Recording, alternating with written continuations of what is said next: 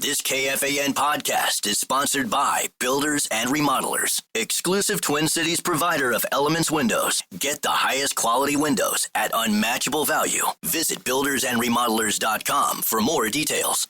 Ice Cube's Big Three is the surprise hit of the summer. This Saturday, 4 p.m. Eastern on CBS with playoff elimination on the line. The most physical, fiercest, and competitive basketball in the world. Miami's Michael Beasley and Lance Stevenson must win to make the playoffs. And breakout star Dwight Howard of the LA Riot will battle Gary Payton's Boston squad in a do-or-die match for both teams. 6 teams are alive for 4 spots and all must win. There's no crying in the Big Three. And the no-holds-barred action starts Saturday at 4 p.m. Eastern, 1 p.m. Pacific. Presented by iHeart. Lenovo is built for creators who don't wait for inspiration. They chase it. With inventive tech, built-in AI tools, and seamless performance, Lenovo devices powered by Intel Core Ultra processors are designed to bring your wildest ideas to life faster. That's the power of Lenovo with Intel inside. Enjoy flexible financing, rewards on every purchase, and free shipping. And students get special offers when you create an account at Lenovo.com. Lenovo. Tired of spills and stains on your sofa? WashableSofas.com has your back. Featuring the Anabay collection, the only designer sofa that's machine washable inside and out, where designer quality meets budget-friendly prices. That's right, sofas start at just $699. Enjoy a no-risk experience with pet-friendly, stain-resistant, and changeable slipcovers made with performance fabrics. Experience cloud-like comfort with high-resilience foam that's hypoallergenic and never needs fluffing. The sturdy steel frame ensures longevity, and the modular pieces can be rearranged anytime. Check out WashableSofas.com and get up to 60% off your Anabay sofa, backed by a 30-day satisfaction guarantee. If you're not absolutely in love, send it back for a full refund. No return shipping or restocking fees. Every penny back. Upgrade now at WashableSofas.com. Offers are subject to change, and certain restrictions may apply. Mall of America's mystery cards are back, and we're bringing them to you all summer long. Come grab yours at KFAN events throughout the summer, or wherever you see our KFAN street team. Then be sure to redeem them at Mall of America for fun prizes and big discounts. Full list of events, KFAN.com. Keyword count. Lots of football talk. About a half hour from now, Dane Mizutani of the Pioneer Press covers the Minnesota Vikings. He'll join at 1:30. Paul Charchian, 2 to 2:30. And then Pete Bursich, analyst for the Vikings Radio Network, joins at 2:30. But at 1 o'clock, we do. Time now for 5 questions. Well, actually 3, but 5 sounds like more than 4. Question number 1. All Vikings, let's win this game. You'll hear us yell for more. It's now time to take an in-depth look at the state of the skull. Gotta admit, it is a catchy tune. Oh. It is gets the fingers a snapping. Are you transitioning into being a Vikings fan? No.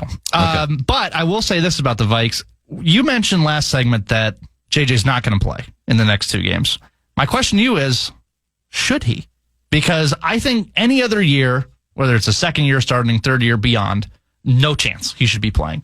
But I think your first year starting, it might not be a bad idea to get him out there, even for a drive. When you said JJ, I thought you were talking about Justin Jefferson. No. Jay McCarthy. Yeah. I don't think it's a bad idea to at least put him out there for a little bit. I'd put him out there, and I understand. I hear you driving right now. Well, he got hurt in a preseason game. We can't risk him in another preseason game. I get that. To me, the best way to set him up for success is to maybe get him as much time with live fire as humanly possible. I think it wouldn't be a bad idea. Do you think it would be a bad idea to put him out there in any capacity in these next 2 games? I'm about to compare you to Pat Micheletti. That question. That's sad, really. That question reminded me of Pat Micheletti, and you're going to understand this because you produce Beyond the Pond. I do. During the hockey season, 10 a.m. to noon. I used to co-host Beyond the Pond with Pat Micheletti, and then a variety of third wheels. And we'd have a lot of hockey guests on, right? You have coaches and players and wild analysts that would join the show. And my favorite thing about Pat is he would never really ask a question. he would just give his opinion on something, hoping that the guest would agree with him. And that's basically what you just did. That really wasn't a question. I did at the end. That was, here's my opinion. Do you agree? Well, I wanted to give you time to eat your lunch. Well, yeah, I actually eat my lunch at 11 o'clock every day, like a true professional would. Do you think that's a good idea? We're going to go back to your last point, though, because you brought this up last segment, and I brought it up last segment. The joint practices, Wednesday and Thursday, that's what Kevin O'Connell and the Minnesota Vikings care about. That is what used to be preseason game number 3, back when preseason mattered, is now joint practices. J.J. McCarthy will play plenty in those 2 games. Now, I'll be watching and observing him there, and if I watch those 2 joint practices and go, he needs more work, then maybe I might agree with you. Well, he's not going to play against New England just because you're not going to go 3 hard days basically in maybe a 4-day stretch. Yeah. Right? You're not going to play 3 games in a 4-day stretch for J.J. McCarthy. So maybe preseason game number 3, but let's face it, none of the starters are going to play preseason game number 3. But I guess if I left those 2 joint practices going, J.J. McCarthy looks rough, we need him. He needs to play more just because he's still young and hasn't played a whole lot at the professional level. Maybe I'll agree with you. But even if I saw that he looked rough, then I'd go the Lavelle route and go, well, maybe Sam Howell or Max Brosmer should be our number 1 quarterback. No. It's just, we've seen this now the last couple of years. Preseason games are meaningless. These guys don't need to be playing in the preseason to get going in the regular season. Justin Jefferson's not going to touch the field. He'll be fine. Aaron Jones won't touch the field. He'll be fine. I have a feeling we're going to hear, like, in the next day or 2 that Justin Jefferson's hammy's all right and that he's going to play in the joint practice Wednesday and Thursday. I think that's coming. Wow. We'll see if that prediction comes to fruition. Question number 2. It's time now for multiple choice. I love writing this bit because I get to dust off these sounders and just try to find the most random ones. This is one of my favorites. Yeah, you find more random ones than me. Yeah, I enjoy just I going forget all through. the ones we used to have. Yeah, they're fun. If you just look on any sports website, probably the first thing you're going to see is Shedeur Sanders. Are you the ESPNs and the Yahoo Your Sports Bleacher and Report. the Sports Illustrateds? Yes. Okay. Are you, as far as Shedeur goes, A, you think it's a fun story and you look forward to following it? B, you don't get the hype, but willing to listen about it? Or C, get him off of my screen, I'm sick of hearing about him? I'm definitely not a C. What was the first one? A fun story that you look forward to following. Here's what I would say. I don't, and this might not go to any of your options. Okay. I think it's a story, but it's clearly an overblown story. Right? I mean, the ESPNs love it. I will say, before the NFL draft, I had Shedeur Sanders as my number 1 quarterback in this draft. He fell quite a bit. I'm not sure he fell just strictly off of his ability to play the quarterback position. I think there's a lot of, good old boys as owners in the NFL. Oh, we don't want that guy coming in all cocky with his cocky dad, bringing that sideshow. And I know people listening go, well, what did Shedeur do at Colorado? It's not like they were, a top 10 team or anything. He brought that team out of nothing.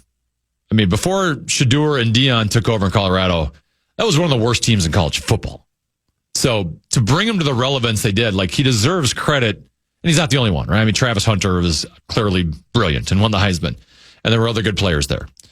But he deserves credit for elevating the program to where they are at now. Partial credit. I think he's a good quarterback.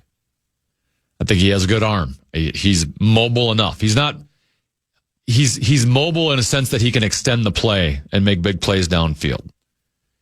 It's okay to have a little confidence from your quarterback. I'd rather have too much confidence than not enough confidence. He should not have gone in the 5th round.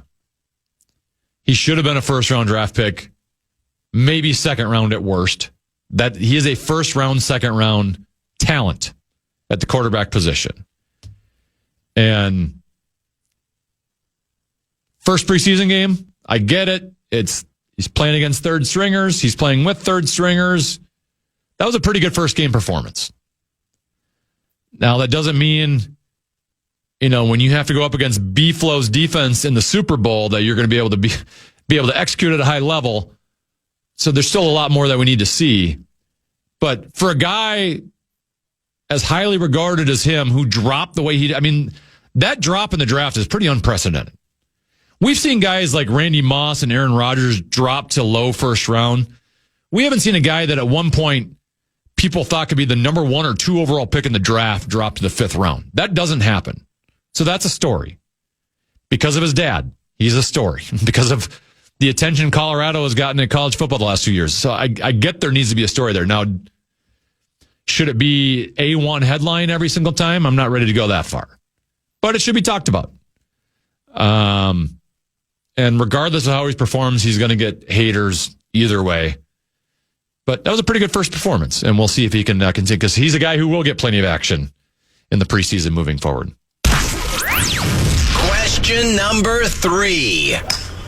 It's time now to consider the course. Yeah, we're going to start consider the course, but it's going to transition to something else. Justin Rose wins. It's going to transition to a Commons golf game? No, it's not.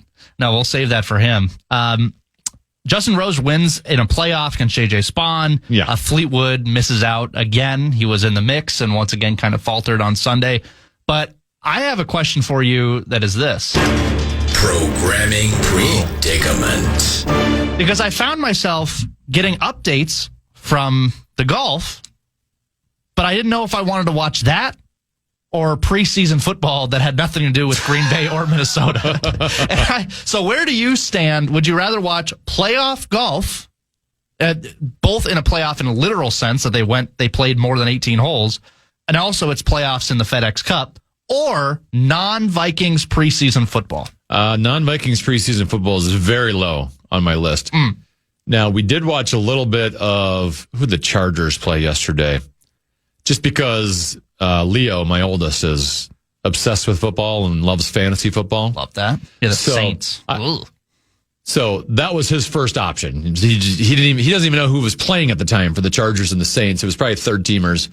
He didn't care because he just likes watching football. So, unfortunately, being part of a family, I do have to defer to the kids sometimes. So if he wants to watch his football, but I definitely would have picked FedEx playoff over. I would pick most things. I would pick Twins over non-Vikings preseason football. I would pick Little League World Series over that. What else was on the television this weekend? I would pick Lynx Liberty over ESPN the Ocho. Yeah, ESPN the Ocho is great. Yeah, I wish it was just all the time. I can watch some cornhole. The golf thing, I heard an interesting point. I hadn't thought about it, and I thought it was a really good point that I'd seen online. So Justin Rose, as you mentioned, wins tournament. He's won 24 victories now worldwide, and he's now top 10 in the world, and will be on the European Ryder Cup team. I saw a note that said we need to give Justin Rose a lot of credit. He was the perfect guy that could have gone to LIV. Yeah. Right? Yep. Maybe a little more successful than some of those older guys, but a lot of the LIV, when LIV didn't get, other than the Bryson DeChambeaus and the Brooks Koepkas and the Dustin Johnson, it was a lot of guys, specifically Europeans, that are past their prime, are up near my age. Your Poulters. And their best golf is behind them. And, hey, why don't you come over to LIV and get your guaranteed money? And Justin Rose could have done that. He could have been one of those guys. And he just said, well, I'll just keep betting on myself on the PGA Tour. And he's another victory yesterday for Justin Rose. And he's had some moments this year. He's had some moments in majors.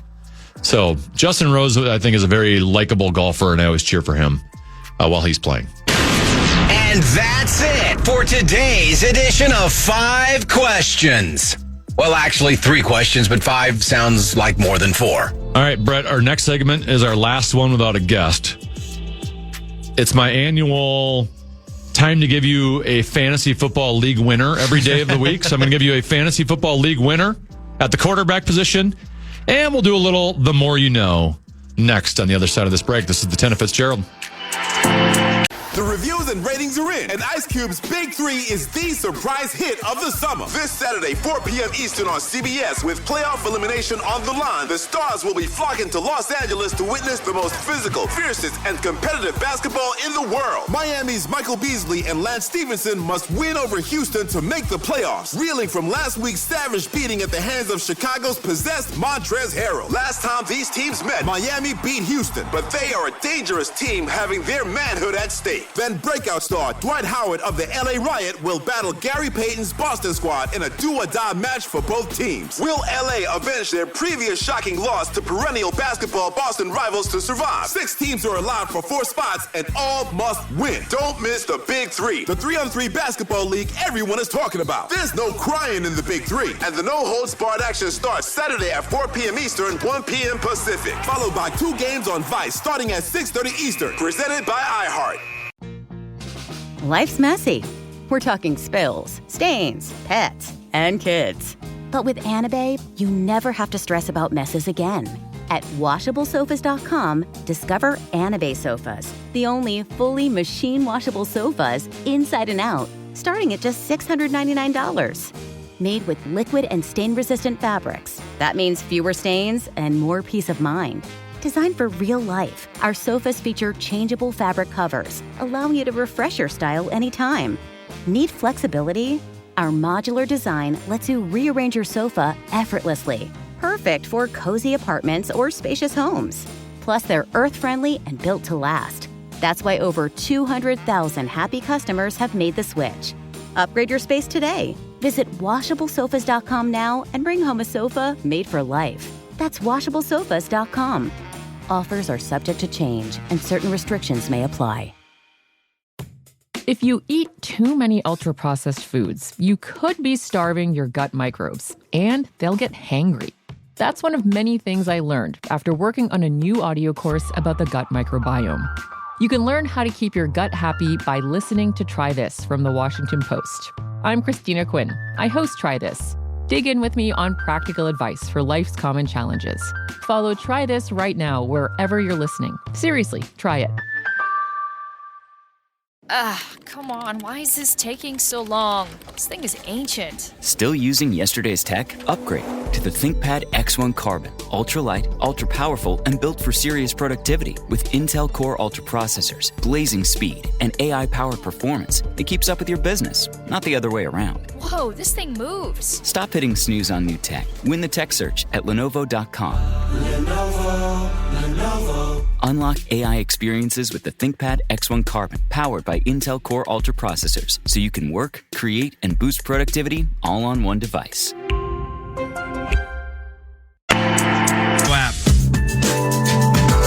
We all remember that one teacher who made a difference, believed in us, challenged us, or just made learning fun. Well, now it's your chance to say thank you in a big way with iHeartRadio's Thank a Teacher, powered by Donors Choose. Nominate an outstanding public school teacher who's gone above and beyond for their students to win $5,000 to stock their classroom with whatever they need. Today's teacher is Stephanie Christensen, who teaches at Valley View Middle School and who folks told us is an art teacher that has made multiple students fall in love with art. Help us say thank you to the educators shaping our future. Nominate your teacher now at iHeartRadio.com/teachers. That's iHeartRadio.com/teachers.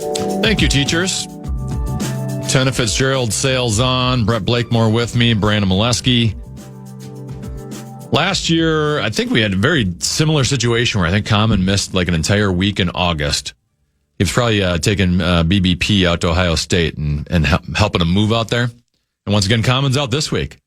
So I'm going to use this week to reveal my fantasy football league winners. Every single day, we'll do a new position. Now, whatever you do, do not go back and look at last year's fantasy football league winners, okay? Let's just get rid of the evidence, find a trash can, light it up, put it on fire.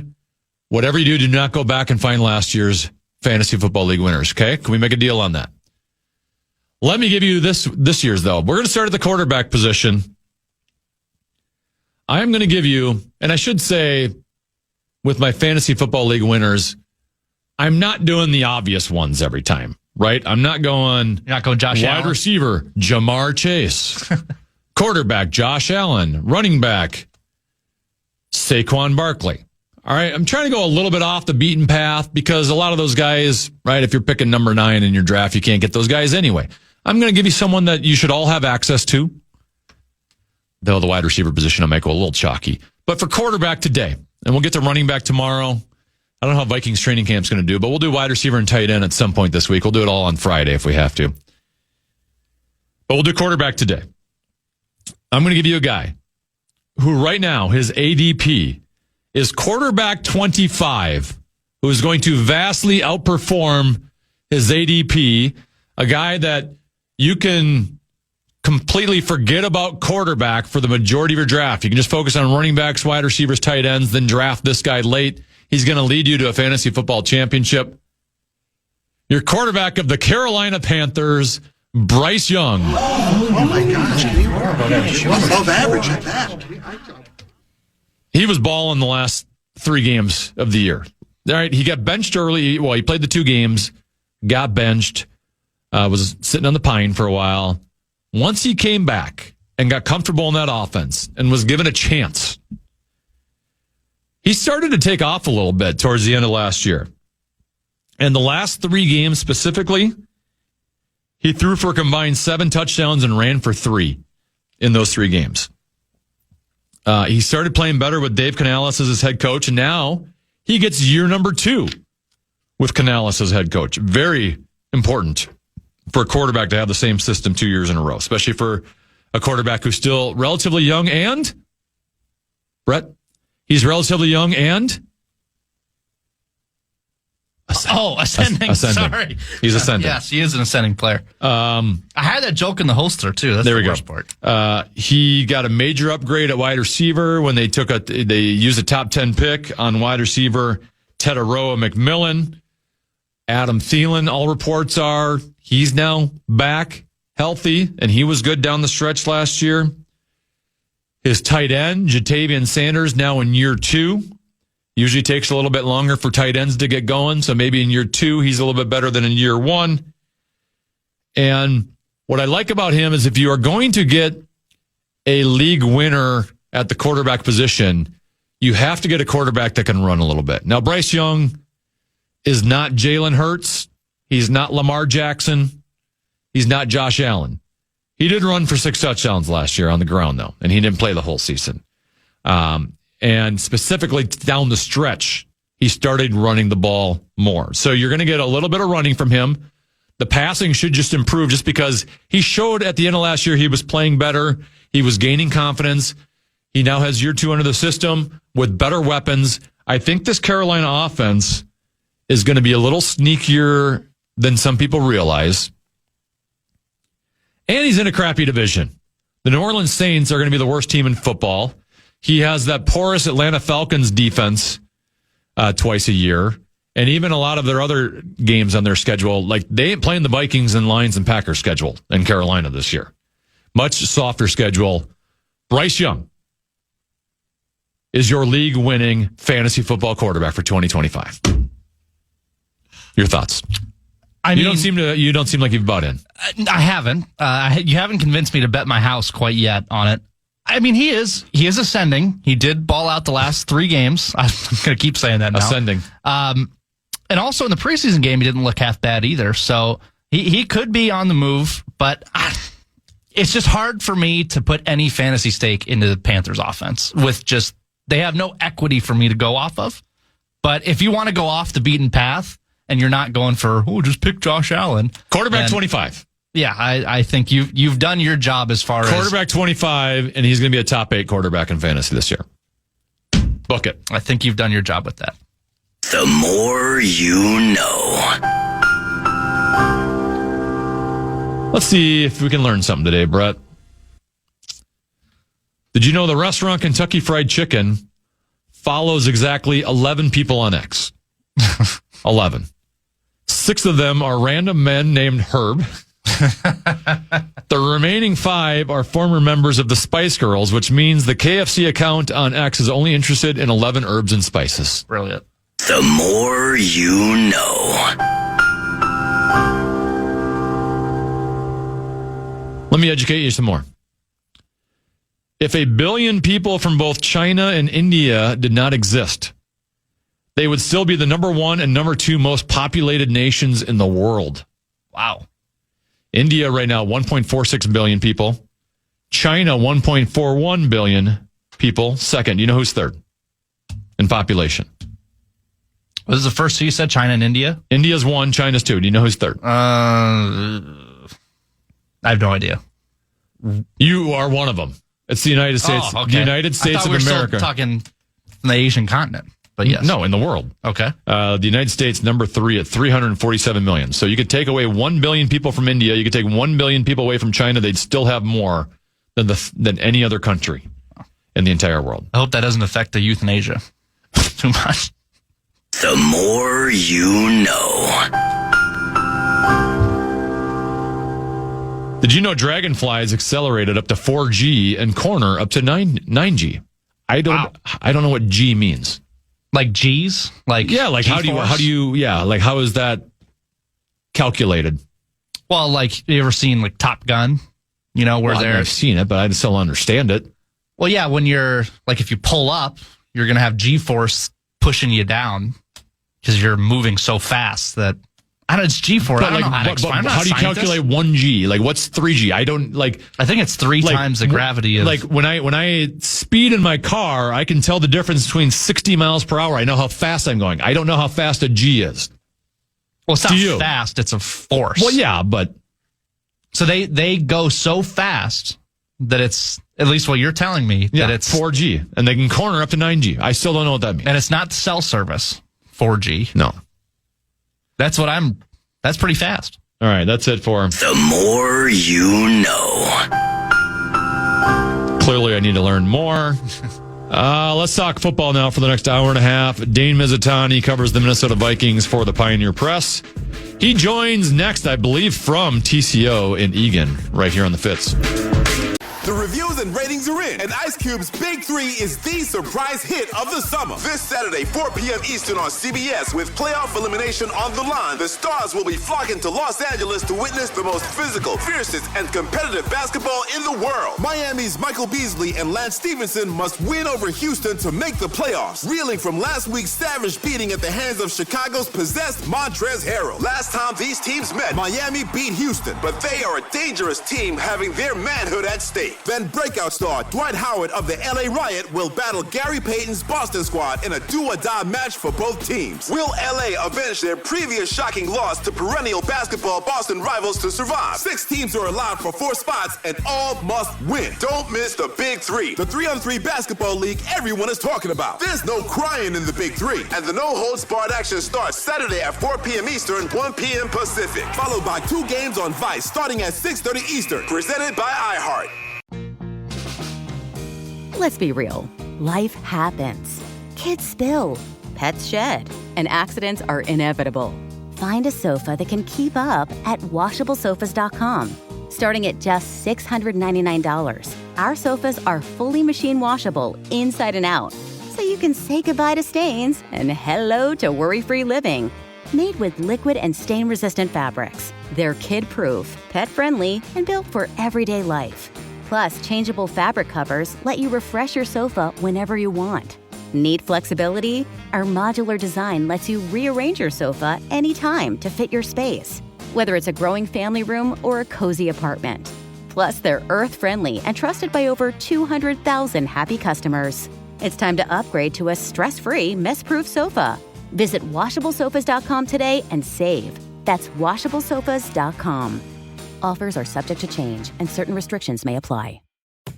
If you eat too many ultra-processed foods, you could be starving your gut microbes, and they'll get hangry.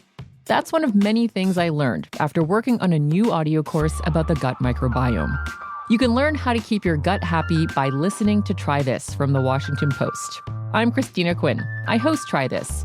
Dig in with me on practical advice for life's common challenges. Follow Try This right now wherever you're listening. Seriously, try it.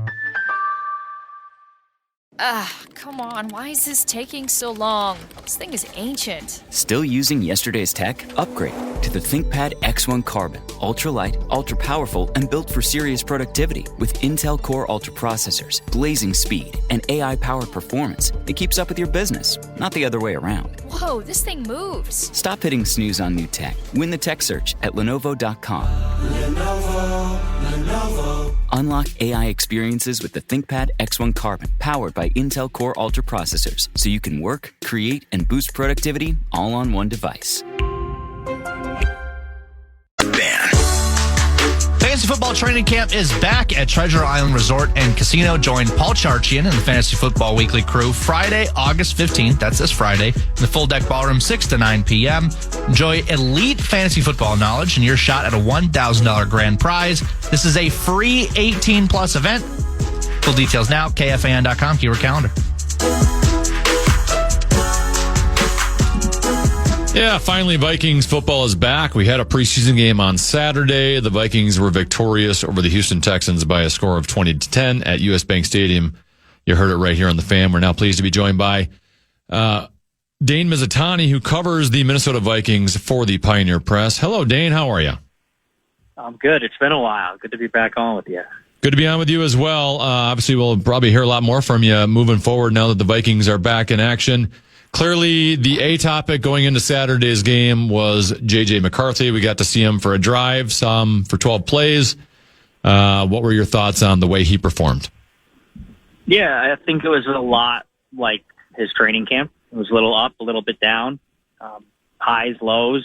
But I think overall, what I was looking for on Saturday was, does the offense function with him leading the charge? Can he get the plays from Kevin O'Connell in his helmet, take them to his teammates in the huddle, and get everyone lined up pre-snap in a way that makes sense? I know that sounds really basic, but he hasn't done this since last year, and I think he's going to have a lot on his plate this year at the line of scrimmage. So that was kind of what I was looking for, and I thought it looked well. It functioned well.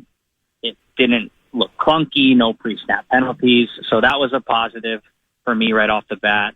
And then I think everyone has pointed to that throw to Jordan Addison on the sideline, where he's going play action, sets his feet, throws to the sideline, 18-yard gain. That was a highlight, kind of an example of what he's going to be asked to do in this offense. But you saw the other side of it, too. A pass to Lucky Jackson over the middle that should have been completed, that kind of sailed on him.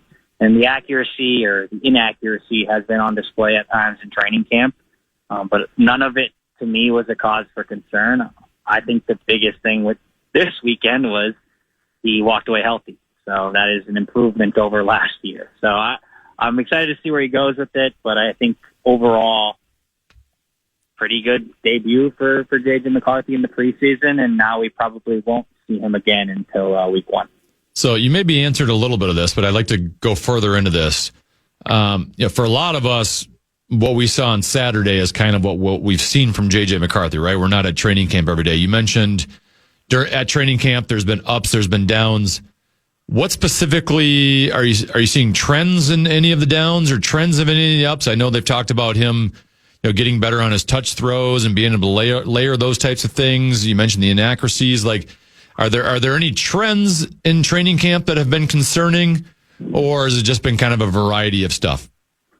I think it's just been more of a variety. I think if I had to point to a trend, it would be that he's still working on his touch, his layering of balls is the way that Kevin O'Connell describes it. Basically, if there's a defender short and a defender long, and you got to fit that ball into the medium, intermediate area of the field, that's a throw that sometimes J.J. McCarthy lets it rip and it's good, and sometimes he lets it rip and he's leading his receiver out of bounds. But that is probably the one theme of camp that I would say has continued to be up and down. Other than that, it's some days he looks really good in the 2-minute drill. Some days when they go starting offense for starting defense, well, Brian Flores in the defense and the constant shifting before the snap seems to get the best of him. But I think all of this is good, and it's growing pains, and it's what you can kind of expect from a 22-year-old stepping into the role of QB1, unlike last year when he was kind of letting Sam Darnold kind of take that role and then run with it. Now it's all on J.J. McCarthy's plate, so I think that the ups and the downs are to be expected, but I keep going back to it's nothing that makes me worry that it's going to function the way it should in the regular season. We've seen enough good. We've seen enough highs where I think he's given himself a pretty good rampway to kind of hit the ground running. You mentioned Jordan Addison, and he had the diving catch. He also had the catch on the throw that was kind of thrown behind him from McCarthy when McCarthy was rolling out to his left.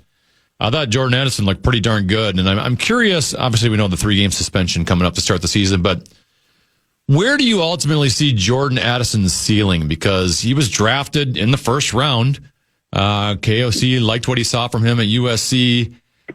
Clearly, having a Justin Jefferson lining up on the other side can limit your upside to a certain extent, just because he's going to demand a lot of targets on that side of the ball. But Jordan Addison, at this stage of his career, he's still relatively young. Like, where do you see like him ascending to? Like, what's his limit?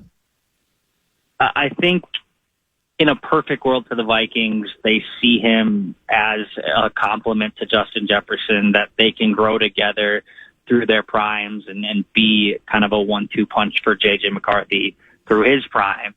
Now, the question will probably come down to money. If Jordan Addison hits the ceiling that some people think he can hit, which is probably a wide receiver 1 in most offenses in the league, well, then you're probably going to have to pay him like a wide receiver 1. And can the Vikings afford to do that with Justin Jefferson and Jordan Addison down the road? That's probably the bridge they will have to cross in a perfect world for them if Jordan Addison hits that potential. So he is somebody who I think through training camp has been maybe one of the biggest risers outside of the news that he's going to be suspended for 3 games. But like with Justin Jefferson out, Jordan Addison and J.J. McCarthy have developed a very noticeable chemistry on the field. So I think if you try to project that out to the regular season, knowing that Justin Jefferson is going to be on the field with him, I think Jordan Addison could hit another level. And I think there's been times throughout his career already where he's looked like a wide receiver 1 on most offenses in the league, on this offense even.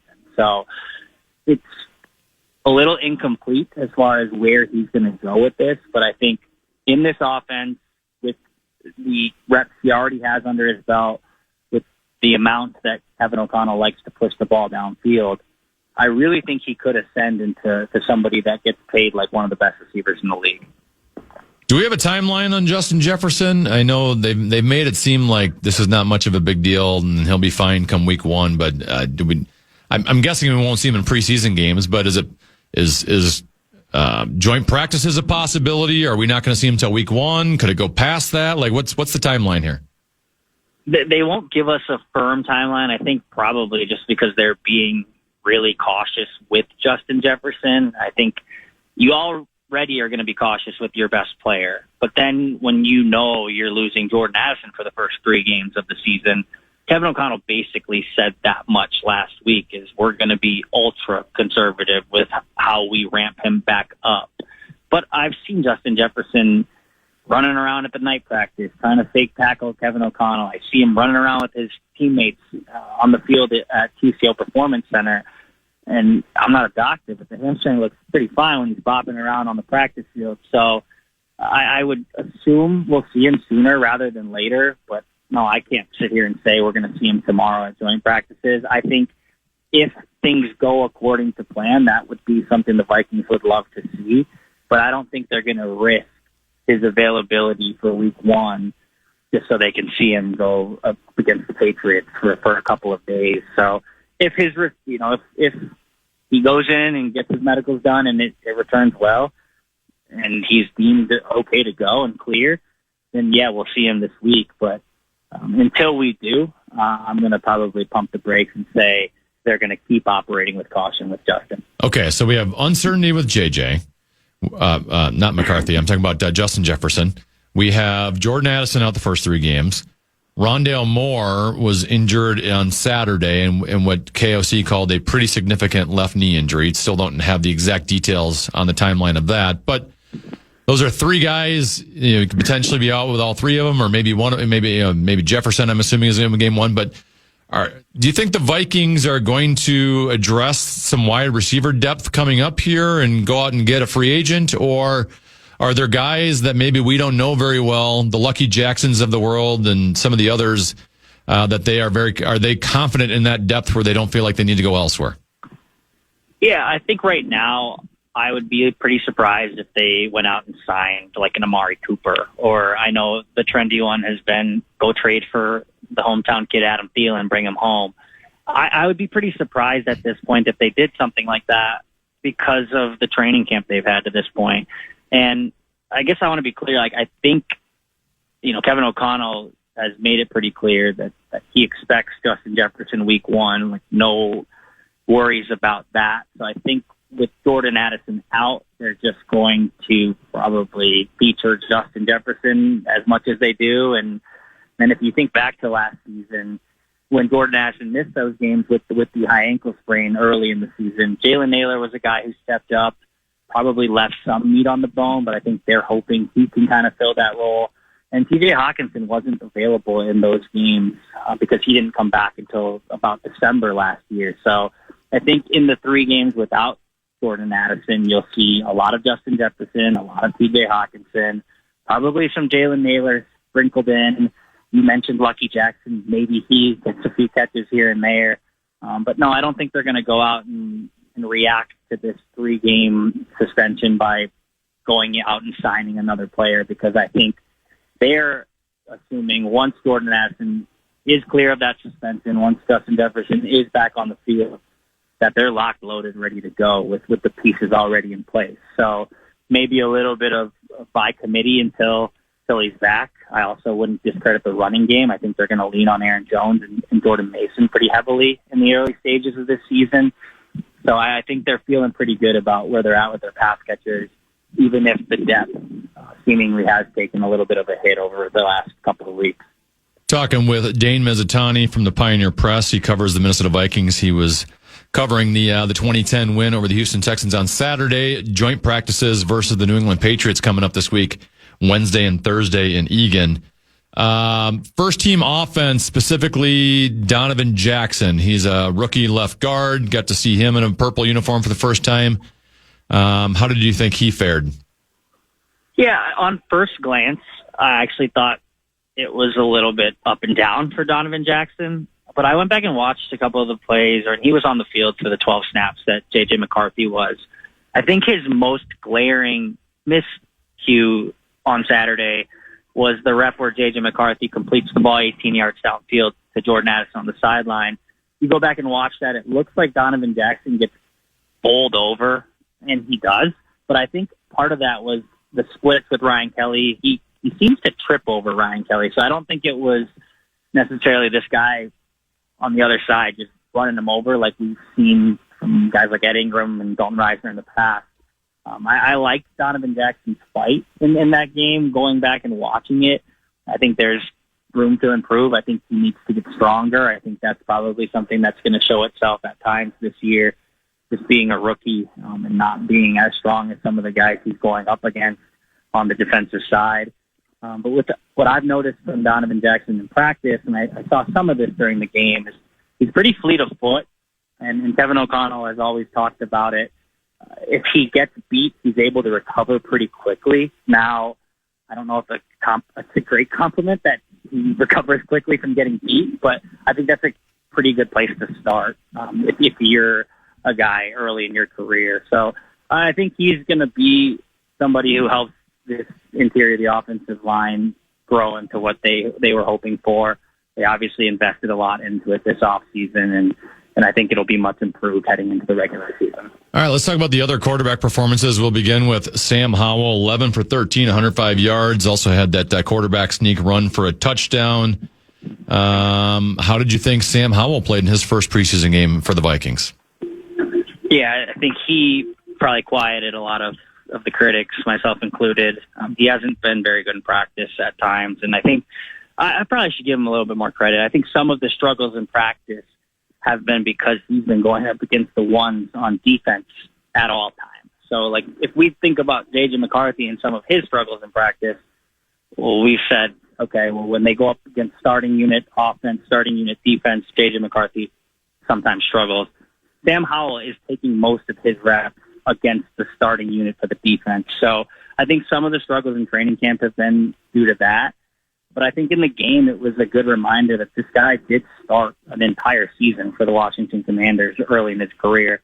Was it the best season? No. It helped them be able to draft Jaden Daniels. But he has experience playing football, playing the quarterback position. And I think that showed itself in the preseason. He went 11 of 13. I think it was 105 yards.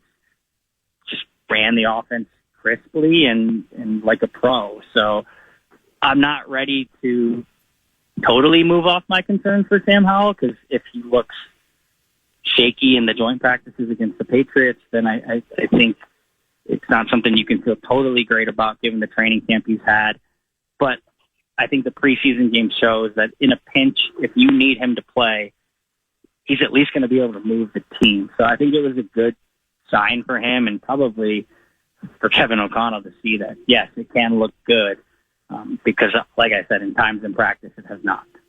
I thought Brosmer was a baller on Saturday. I thought he looked great. He's got a quick release. He was making some big time throws. How do you view him in that backup quarterback race, I guess, for the third quarterback spot? At least for a preseason game, he looked better than Brett Rippon. Obviously, Rippon didn't play a whole lot. But how do you think Brosmer fared, and can he be an NFL quarterback? Yeah, I thought he was good, and I've liked him since last year with the Gophers. I mean, I don't know if the Gophers have had a better quarterback than Max Brosmer since maybe Adam Weber like 15 years ago. So he's shown his chops at the collegiate level, but already 3 weeks into his training camp at the NFL level, I've been impressed by him in practices. And yeah, I thought he was a baller in the game too. I think his best rep was a rep that came directly after he thought he threw a touchdown, which I think that was impressive, to be able to be celebrating on the sideline, have the ref say, actually, Dante Fleming dropped that ball, go back, and it's fourth down. Well, he goes right back into the huddle, and I thought if you go back and watch his touchdown throw to Miles Price in the back of the end zone, he looks like a legit quarterback. He's going through his progressions, takes the snap. Max Brosmer looks at his first read, it's not there. Second read, it's not there. Third read, it's Miles Price in the back of the end zone, and he feathers it in there with some touch. That's quarterback play in the NFL to me. So I think he could be a guy who carves out a niche for himself over the course of a potential career in the NFL. I don't know if he's going to make the 53. I'm pretty confident he will not be the backup quarterback of the Vikings this year, at least the guy one snap away. But I did my 53-man roster projection, my first one, last week, and I put him on because I think that if he continues to look like he did in this preseason game, and he's probably going to play a lot in probably more preseason game 3 than preseason game 2, but I think he's going to put enough tape out there that if the Vikings want to get him to the practice squad, they might not be able to. If they cut him, he might get claimed. So the nature of the beast is, if you're worried about losing a guy that you've already put a lot of investment into and time into, you might have to keep him around on the 53, and I guess that's on Brosmer to just continue to force the issue. He's done enough throughout practices and now in the preseason game to make me keep paying attention to him, and I think the coaches would probably say the same. Are you doing another 53-man projection this week? And if so, is there a player from Saturday's game that jumped up on your 53-man roster based off of how they performed in the game? Yeah, I think I'll probably do another one after the preseason game against the Patriots, or maybe before, after joint practices. But I did not have Xavier Scott on my initial 53-man roster projection, and I think I will have him on my whichever version comes out, whether it's this week or next. Running back, who I think most people probably didn't know who Xavier Scott was heading into the preseason game. And he might have been the best player on the field because he 7 carries, 40 yards, looked the part. I think he admitted he missed like a pass protection that he needed to have. But he's competing with Ty Chandler for RB3 right now. And some of Ty Chandler's deficiencies are things that Xavier Scott excels at. It's attention to detail. He is capable as a pass protector, and he looked pretty dynamic running the ball. So I think this team will be led by Aaron Jones and Jordan Mason, but I wouldn't discredit what Xavier Scott's been able to do through training camp now and into his first preseason game. I thought he was really, really good on Saturday, and probably somebody that everyone's going to be keeping an eye on for the next few weeks. Obviously, the defense played good. You only gave up 10 points, had 3 interceptions, got to the quarterback a couple times. Was there anyone on the defensive side of the ball that stuck out to you? I thought Gabe Murphy was a guy who looked like he shouldn't have been playing in the game because he was so dominant. He looked like what it would look like if you put a starter in there. That Gabe Murphy, I think the Vikings had him down for 5 quarterback hits. I didn't go back and watch every single play that Gabe Murphy took, but I do know that while watching from my perch in the press box, it did seem like number 59 was around the quarterback a heck of a lot. Finished with a sack and a half in the game. And he's a guy who, through training camp, has continued to kind of pop. So it's not super surprising that he had a dynamic performance in the game itself, but I think it's a good rampway for him. He had a good training camp last year, got hurt, might have carved out a niche for himself last year, but because he got hurt, kind of spent most of the year rehabbing, and by the time the season's rolling, it's pretty rare for a UDFA like he was to jump right in. So it's been a big off season for him, a big training camp, and now he's kind of parlayed that into a big preseason opener. I think he's a guy who could carve out a role for himself this year. And I don't know how you can't pay attention to that guy with the performance he had the other day. So I'll be curious to talk to Brian Flores this week to see what he thought of Gabe Murphy, but I would venture to guess he was pretty impressed by him too. Dane, thanks for your time as always. We'll talk to you again soon. Anytime. All right, Dane Mizutani covers the Minnesota Vikings for the Pioneer Press. Appreciate his work as always, and we'll continue to talk football with Paul Charchian. He's going to join us from 2 segments live, or for 2 segments live from Utah next. We are going to talk about why this is such an important preseason for the Minnesota Vikings in their franchise history, and we'll also do a little fantasy football chat with Charch next.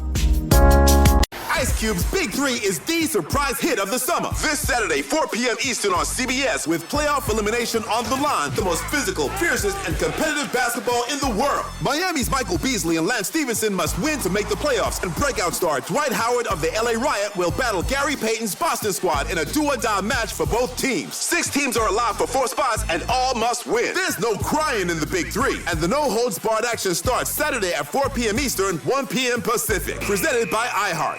In the heat of battle, your squad relies on you. Don't let them down. Unlock elite gaming tech at Lenovo.com. Dominate every match with next-level speed, seamless streaming, and performance that won't quit. And push your gameplay beyond limits with Intel Core Ultra processors. That's the power of Lenovo with Intel Inside. Maximize your edge by shopping at Lenovo.com during their back-to-school sale. That's Lenovo.com.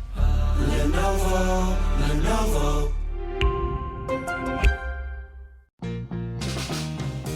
Let's be real. Life happens. Kids spill. Pets shed. And accidents are inevitable. Find a sofa that can keep up at washablesofas.com. Starting at just $699, our sofas are fully machine washable inside and out, so you can say goodbye to stains and hello to worry-free living. Made with liquid and stain-resistant fabrics, they're kid-proof, pet-friendly, and built for everyday life. Plus, changeable fabric covers let you refresh your sofa whenever you want. Need flexibility? Our modular design lets you rearrange your sofa anytime to fit your space, whether it's a growing family room or a cozy apartment. Plus, they're earth-friendly and trusted by over 200,000 happy customers. It's time to upgrade to a stress-free, mess-proof sofa. Visit washablesofas.com today and save. That's washablesofas.com. Offers are subject to change, and certain restrictions may apply. If you eat too many ultra-processed foods, you could be starving your gut microbes, and they'll get hangry. That's one of many things I learned after working on a new audio course about the gut microbiome. You can learn how to keep your gut happy by listening to Try This from the Washington Post.